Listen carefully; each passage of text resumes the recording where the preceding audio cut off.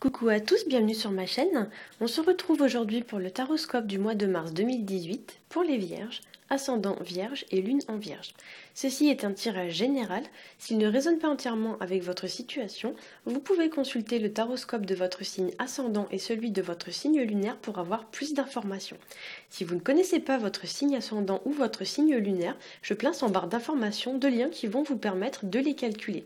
Alors ce mois-ci, comme vous pouvez le voir, j'ai décidé d'utiliser un nouveau jeu que j'ai commandé il y a à peu près un mois, donc ça fait à peu près un mois que je m'en sers. Je m'en servais jusqu'à maintenant que pour les tirages perso, mais là effectivement j'ai décidé un peu de changer ce mois-ci, j'en avais marre d'utiliser le tarot de Marseille, donc vous me direz en commentaire si vous préférez ce jeu ou celui que j'utilisais juste avant. Comme ça après éventuellement je pourrais voir pour l'intégrer peut-être de manière plus régulière dans les taroscopes. Donc j'ai tiré 3 cartes de ce jeu, puis j'ai complété le tirage avec une carte issue de l'oracle qui s'appelle Message de votre animal totem. Et j'ai rajouté 3 cartes issues du grand oracle de l'amour qui viendront apporter un complément d'information sur le plan sentimental. La petite nouveauté pour ce mois-ci, c'est que sur les 3 cartes du grand oracle de l'amour, la première sera un petit peu le résumé général de votre situation, la deuxième sera réservée uniquement aux personnes qui sont en couple et la troisième sera réservée uniquement aux personnes qui sont célibataires. De cette manière, chacun de vous pourra s'y retrouver un petit peu au maximum et ça permettra un peu à chacun d'adapter le tirage en fonction de sa situation.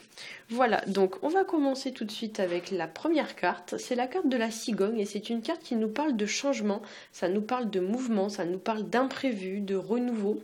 Ça nous parle aussi de tout ce qui concerne le foyer, la famille, ça peut être l'arrivée d'un enfant aussi pour certains, ou ça peut être des modifications sur le plan de l'organisation familiale. Ça pourrait nous parler éventuellement aussi de promotion, de changement de statut professionnel.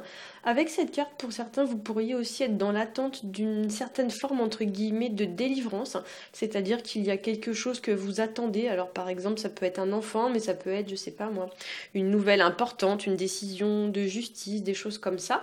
Pour certains, avec la carte de la cigogne, on pourrait également parler de prise de bec avec des gens de l'entourage, des petites tensions, des choses comme ça, des petits conflits. Ou alors, on pourrait nous parler aussi d'avoir envie d'évasion, envie de déménager, envie de changer d'air. Ça pourrait nous parler aussi de changement au niveau de la maison, par exemple, changer un peu la déco, rénover la maison, faire des travaux, etc., etc.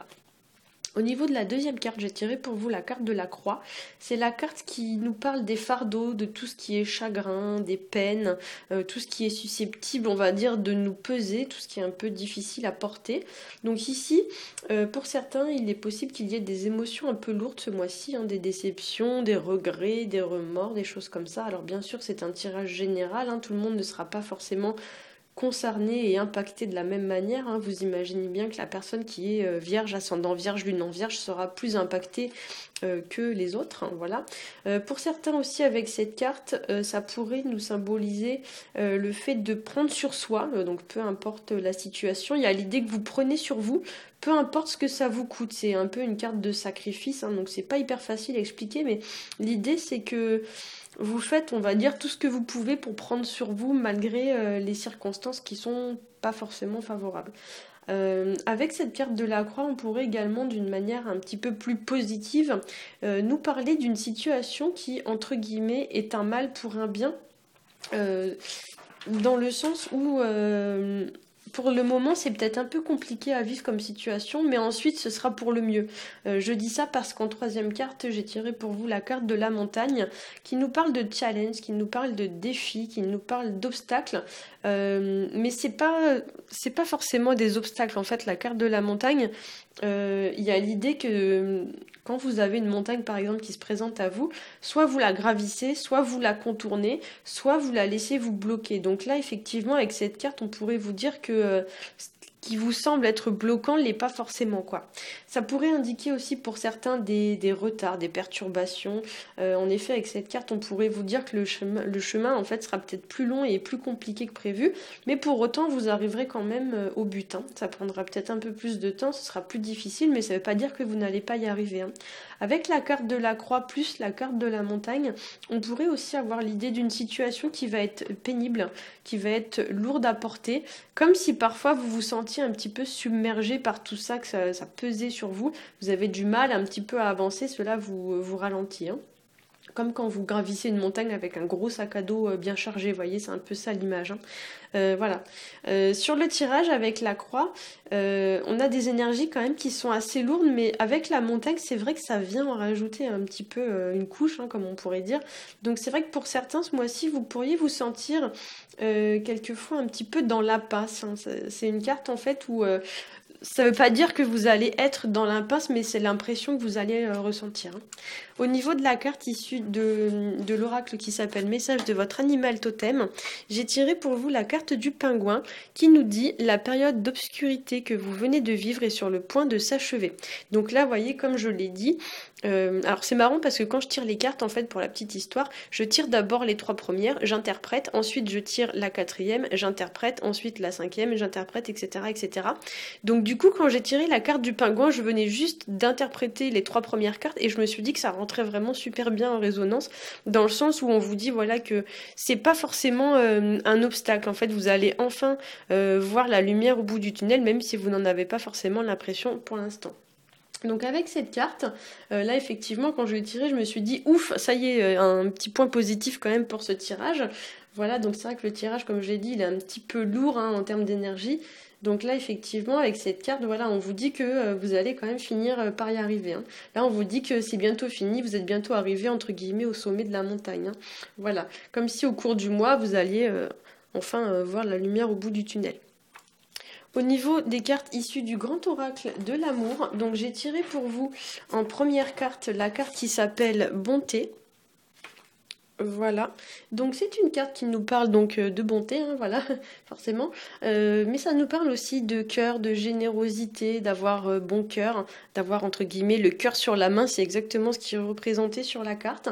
Avec cette carte, on vous invite à offrir de votre temps, à donner de votre personne, par des gestes, par des déclarations, d'être attentif, d'être attentionné. On pourrait aussi pour certains vous demander de vous dévoiler davantage, de montrer votre sensibilité, de faire plus d'efforts, et ça pourrait aussi nous parler également de faire davantage confiance sur le plan sentimental. Au niveau de la carte réservée pour les personnes qui sont en couple, j'ai tiré pour vous la carte qui s'appelle Harmonie. Donc c'est une carte qui nous parle de paix, qui nous parle de fluidité dans les échanges et de fluidité tout court d'ailleurs dans la relation. Ça nous parle aussi de sérénité. Donc là on pourrait pour certains vous demander de chercher à tout prix à retrouver cette sérénité et cette harmonie au sein de votre couple. On vous dit peut-être aussi que si vous voulez retrouver la paix, il est peut-être nécessaire de faire plus d'efforts, donc comme le montrait la carte de la générosité, d'être plus généreux, de faire don de soi, d'avoir des relations peut-être plus équitables avec votre partenaire, de lui rendre ce qu'il vous donne, etc. Voilà. Et au niveau de la carte réservée aux personnes qui sont célibataires, j'ai tiré pour vous la carte de la rencontre. C'est une carte qui est beaucoup sortie dans les taroscopes ce mois-ci. Elle est sortie presque dans la moitié des taroscopes, je crois. Donc c'est une carte en même temps qui est très printanière. Donc on arrive sur des énergies de printemps. Donc c'est pas étonnant qu'elle sorte. C'est une carte qui nous parle donc de rencontre, hein, bien sûr. Mais ça nous parle aussi d'énergie, donc de nouveauté, de renouvellement, de début de cycle. Donc ici on vous encourage pour certains peut-être à sortir davantage, à faire des rencontres, à aller peut-être plus vers les gens puisqu'on avait la carte de la bonté. Par exemple, peut-être vous pourriez proposer à quelqu'un de rendre un service, avoir davantage le cœur sur la main. Et peut-être qu'on vous dit qu'en faisant ça, au passage, vous aurez l'opportunité de faire une belle rencontre. Voilà, donc c'est aussi une carte qui parle voilà, d'aller vers les gens, d'engager des conversations. Par exemple, si vous vous promenez dehors, vous croisez quelqu'un, vous vous asseyez sur un banc, vous pouvez entamer une discussion. Voilà, en fait, on vous dit avec cette carte que tout moyen est bon pour faire des rencontres. Voilà, j'espère que ce tirage vous aura plu. Si c'est le cas, n'hésitez pas à liker, à partager et à vous abonner.